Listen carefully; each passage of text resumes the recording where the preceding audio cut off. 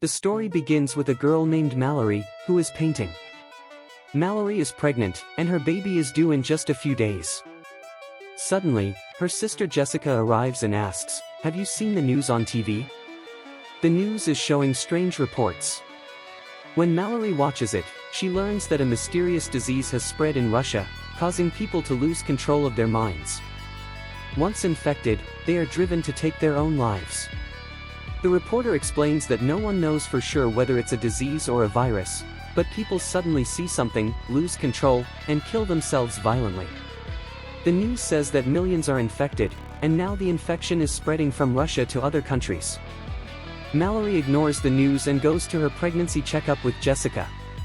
At the hospital, the doctor gives her good news: the baby is perfectly fine, and she'll soon become a mother. Malorie feels relieved and happy, and the two sisters leave for home. But as they exit the hospital, Malorie sees a woman banging her head violently against a glass window. Shocked and terrified, she rushes back to the car with Jessica and says, "Drive fast. I think that dangerous virus from Russia has reached here too." Outside, chaos erupts, people are panicking and starting to kill themselves. Jessica quickly starts the car and speeds away, heading home. But the situation worsens, accidents are happening everywhere. Malorie grows more frightened.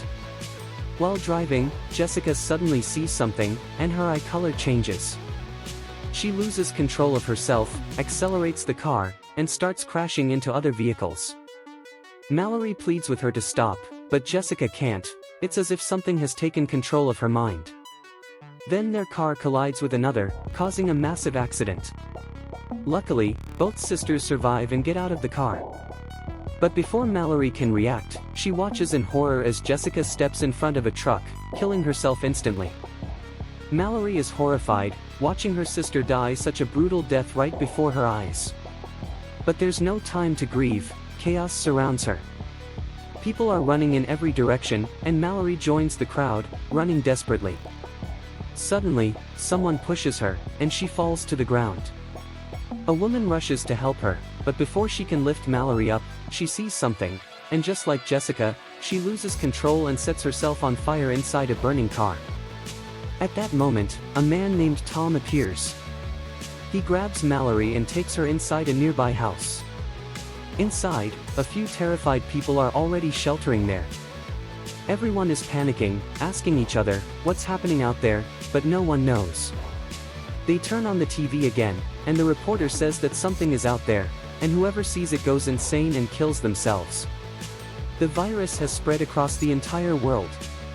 The reporter warns everyone who isn't infected to stay indoors, keep windows and doors shut, and never look outside.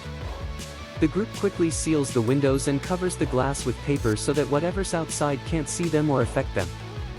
3 days pass like this, with everyone trapped and confused, not knowing what's going on. Then, one day, there's a knock on the door. Outside, a crying woman begs them, "Please open the door."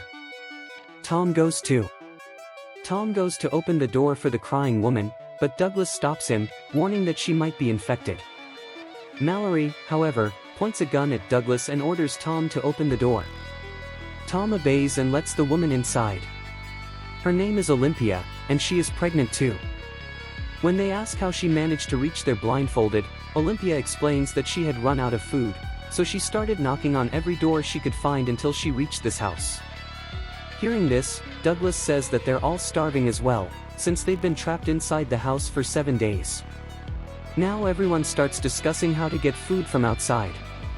There's a supermarket nearby, but reaching it without looking outside is a huge challenge. Then, the owner of the house suggests using the CCTV cameras outside to locate the monsters, so they can avoid them and safely reach the store. He adds that he doesn't think simply seeing the monsters on a screen can infect a person. The others, however, strongly oppose the idea. But the house owner insists, saying, "If we don't do something, we'll all starve to death." Realizing he might be right, they agree to try it. To protect him, they tie him to a chair with ropes. In case he becomes infected, he won't be able to hurt himself, since anyone who sees the creature ends up killing themselves. The others leave the room while he begins watching the CCTV feed. After a few moments, the camera shows a gust of wind, and his facial expressions start changing. His eye color shifts, and soon screams echo from the room. The others rush in, only to find that he has smashed his head against the table and killed himself. Horrified, they realize that even seeing the creature through a screen causes infection. They immediately destroy the monitor to make sure no one ever sees it again. Another day passes, and now everyone is starving. So, they come up with a new plan to reach the supermarket. Tom suggests using the car's GPS system to navigate there without looking outside. They paint over all the car windows so no one can see in or out. 5 of them get into the car and slowly start driving, guided only by GPS. The city outside is completely deserted, streets are filled with dead bodies. After some distance, the car starts vibrating violently. The sensors indicate that the car is surrounded by the monsters. But Tom stays calm and keeps driving. Eventually, they manage to reach the store. Still blindfolded, they step out and enter the supermarket.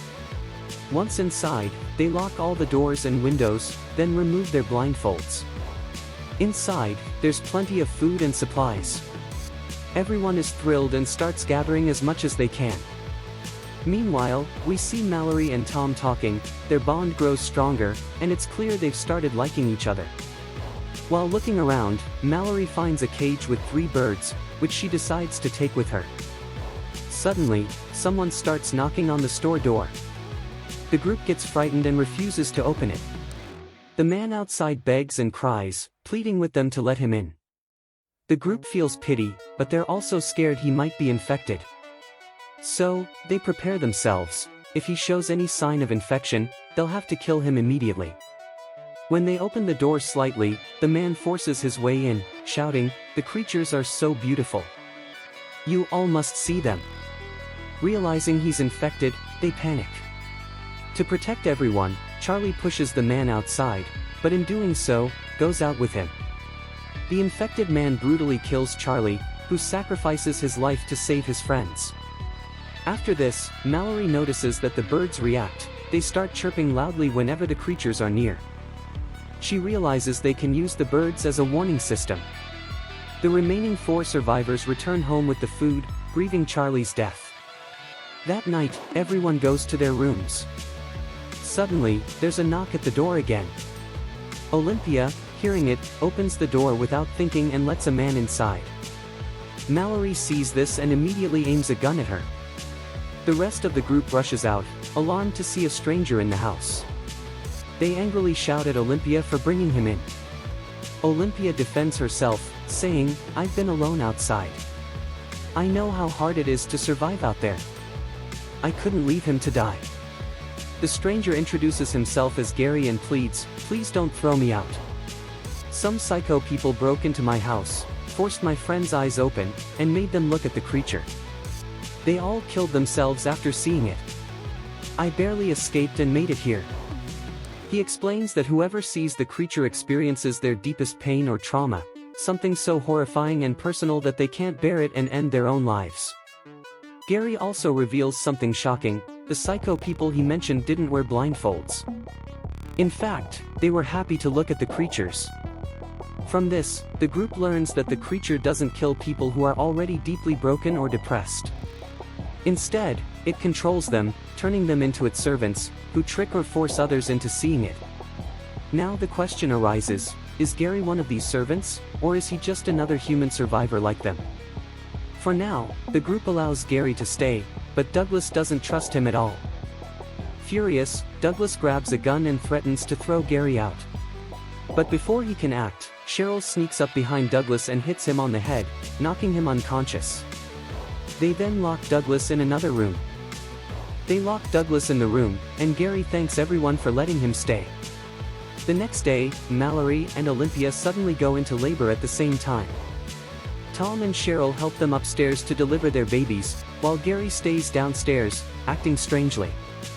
He spreads out drawings of the creatures on the table, and from the look in his eyes, it becomes clear that Gary is under the monster's control. Meanwhile, upstairs, Olympia and Malorie both give birth, Olympia to a baby girl and Malorie to a baby boy. But downstairs, the birds in the cage start chirping loudly, sensing danger. Annoyed, Gary locks the cage in the refrigerator and tears down the papers covering the windows. Seeing this, Douglas realizes that Gary is one of those possessed people, the ones who don't die after seeing the creature but instead serve it by killing others. Douglas yells, "I told you we should have thrown this man out." Hearing the commotion, Tom rushes downstairs, but Gary hits Tom on the head, knocking him unconscious. Gary then goes to kill Douglas, but just as he's about to, he hears the crying of newborn babies. He abandons Douglas and heads upstairs to Malorie and Olympia's room. Gary rips off the papers from the windows there too. As soon as Olympia looks outside, she falls under the creature's spell. Malorie immediately realizes that Olympia is now doomed to kill herself, so she grabs Olympia's baby girl from her arms. Olympia then jumps out the window, killing herself. After that, Gary forces Cheryl's eyes open, making her infected, and she too kills herself. Now Gary turns toward Malorie, but she has covered herself and both babies under a blanket, so she remains safe. Gary tries to pull off the blanket, urging her to look outside. Just then, Douglas appears with a gun, eyes tightly shut, and tries to shoot Gary. But Gary knows Douglas can't see him, so he pushes Douglas off the upper floor, causing him to fall to the ground below. Gary then stabs Douglas with scissors, saying, "You'll never see the beauty of the creature." At that moment, Tom regains consciousness, grabs a shotgun, and kills Gary. Afterward, Tom goes upstairs and comforts Malorie and the babies. Now only Tom, Malorie, and the two infants are left alive. 5 years later, we see that Tom and Malorie are in a relationship, and the children have grown up. But the danger isn't over. The world is still full of possessed people under the creature's control, hunting normal humans.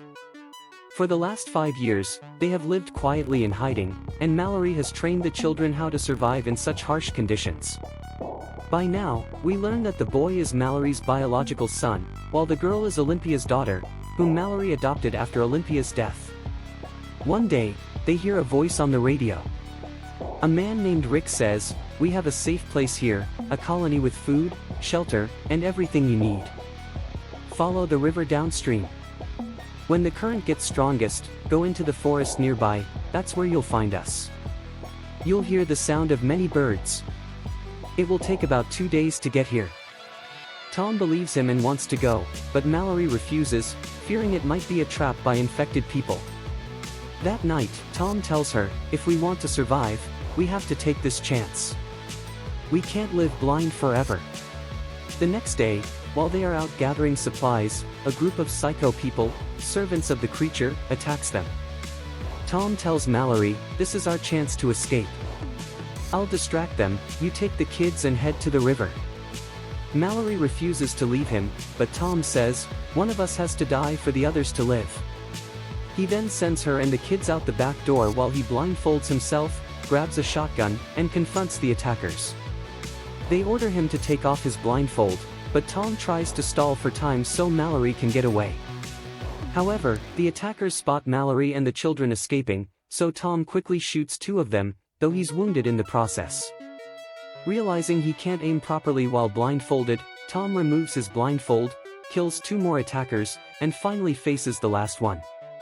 But the creature arrives, trying to possess Tom. Before he fully succumbs, Tom kills the last attacker and then shoots himself, sacrificing his life to save Malorie and the children. Hearing the gunshots, Malorie understands that Tom is gone. Devastated, she prepares to follow Rick's directions to the safe colony. She tells the kids, "This journey will be very hard, but we must go if we want to survive. And remember, no matter what happens, never take off your blindfolds." Malorie blindfolds herself and the children, and they set off toward the river, using a rope to guide their way. They get into a boat and start drifting with the current, bringing the birds in the cage with them. After several hours, Malorie tries contacting Rick again via radio, but suddenly the birds start making noise, sensing danger. A mysterious voice begins calling her name. It's the creature, trying to trick her. She ignores it and keeps rowing, but the voice grows louder. Soon, a man appears nearby, saying, "Take off your blindfold. You're safe here. I have food." But Malorie, hiding the children under a blanket, fires her gun wildly, forcing the man to retreat. He then lunges at her, trying to rip off her blindfold, saying, "You must see the creature, it's beautiful." Malorie fights back and kills him, escaping alive. After 24 hours on the river, they're exhausted. Suddenly, the boat hits a truck, and her son and their food supplies fall into the water. Malorie saves her son from drowning, but the food is lost. Desperate, she docks the boat and tells the kids, "Stay here, no matter what. Don't take off your blindfolds." She ties herself with a rope and ventures into the forest, finding an abandoned house where she manages to collect some food. But as she's about to leave, the creatures attack, mimicking human voices to lure her. Malorie fires her gun and runs back toward the river. Hearing the gunshots, Olympia's daughter ties herself to a rope and gets off the boat to find Malorie, heading dangerously close to the creature. Luckily, Malorie reaches her just in time, pulls her back, and scolds her, "I told you not to leave the boat." They resume their journey, now 42 hours into the trip, completely exhausted. Malorie warns them, "There's a rapid ahead, hold on tight." Soon, the river current grows violent, and their boat flips over. All three fall into the water. Malorie manages to grab her son while Olympia's daughter drifts toward the shore, calling for help. Malorie hears her and pulls her back safely. Finally, they overcome the most dangerous part of their journey.